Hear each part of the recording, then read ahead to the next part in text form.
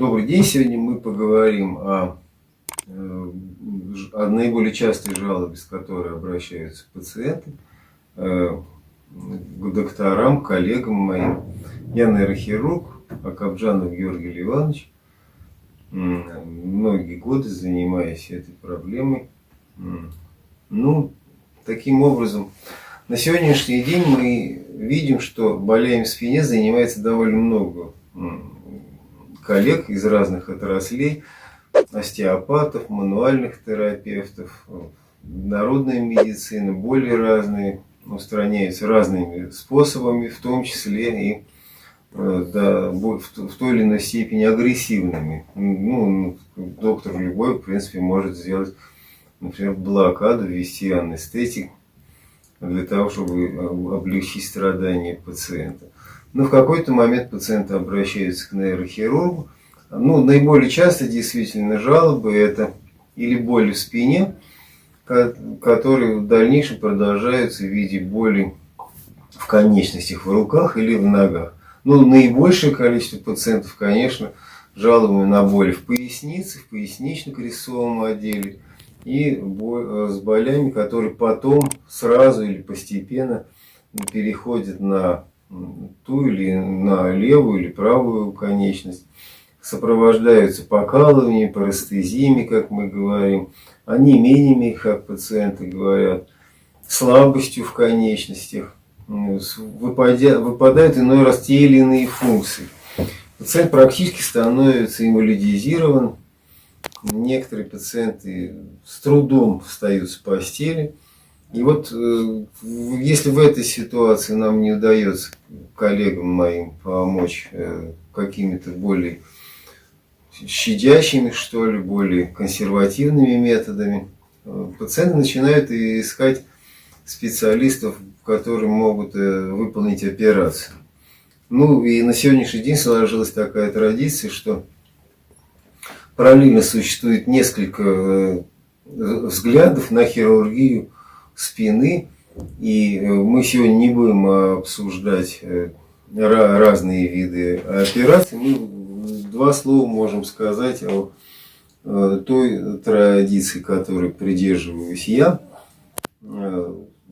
Последние годы, наверное, с 2016, с конца 2016 года я полностью переключился на эндоскопические операции, в силу того, что они наименее, как мне казалось и кажется, щадящие, менее травматичные для больного пациента, для больного.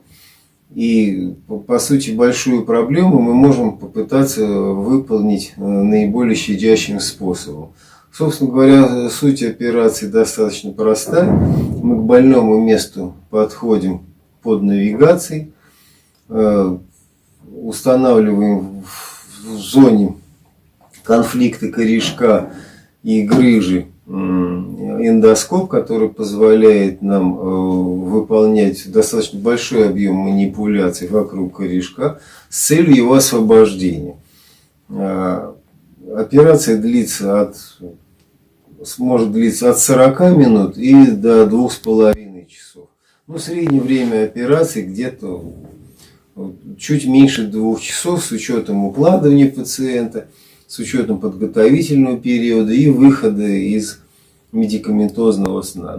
Все операции, большинство операций все-таки выполняется, в нашей клинике, выполняется под общим наркозом. Есть и другие подходы, есть и возможно выполнение этих операций под локальной какой-то анестезией. Но пока так сложилось, что первые сотни пациентов были прооперированы именно под общим наркозом. И пока я придерживаюсь этой позиции, хотя, наверное, ее можно пересмотреть, если на то будет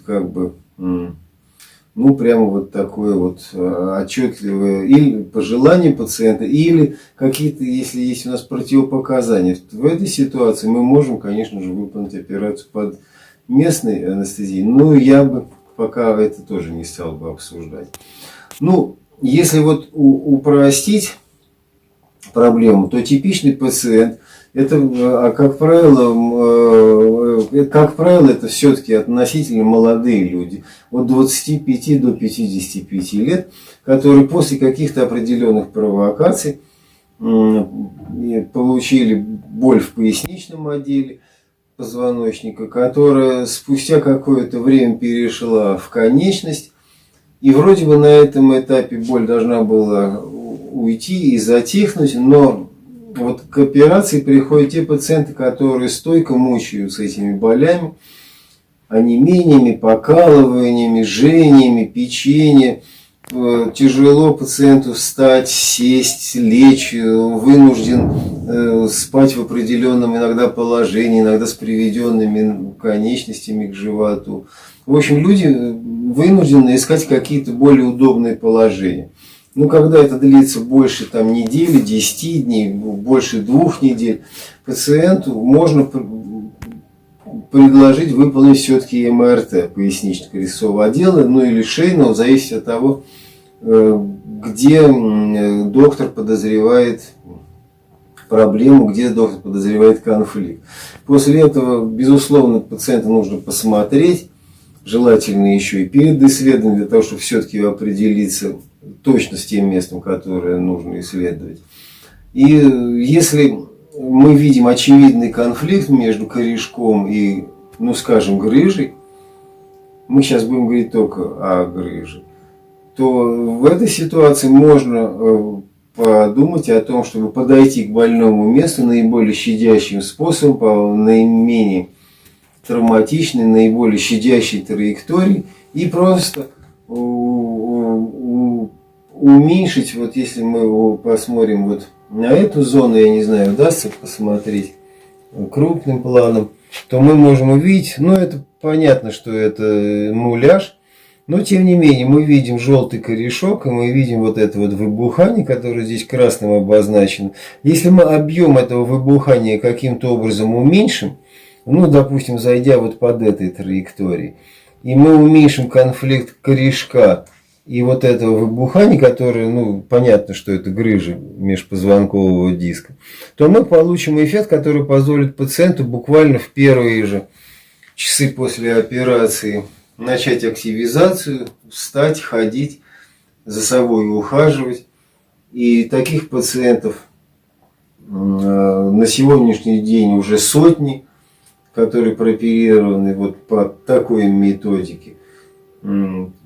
Практически понятие реабилитационный период данной ситуации мы можем свести к нескольким часам после операции.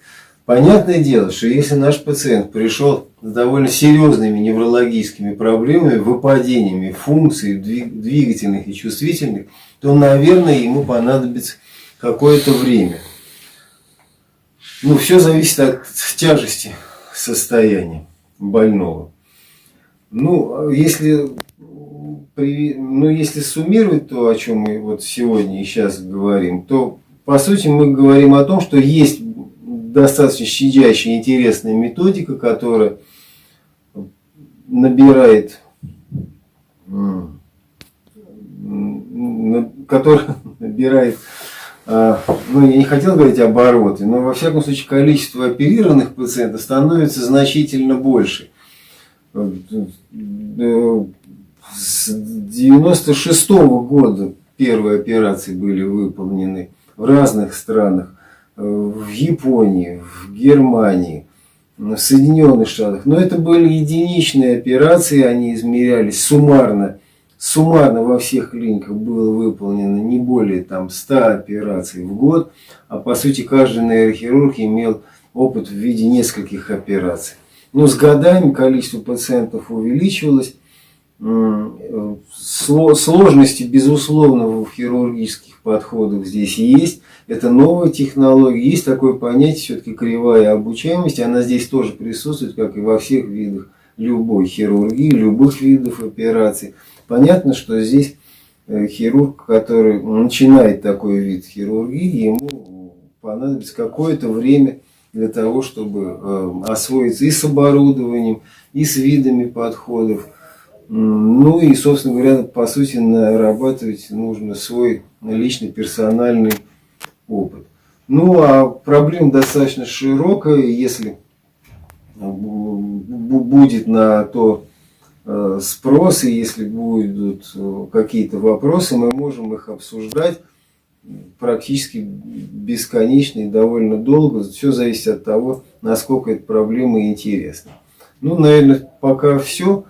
Можете писать какие-то комментарии, пожелания. Если их будет достаточно много, Подписывайтесь на канал.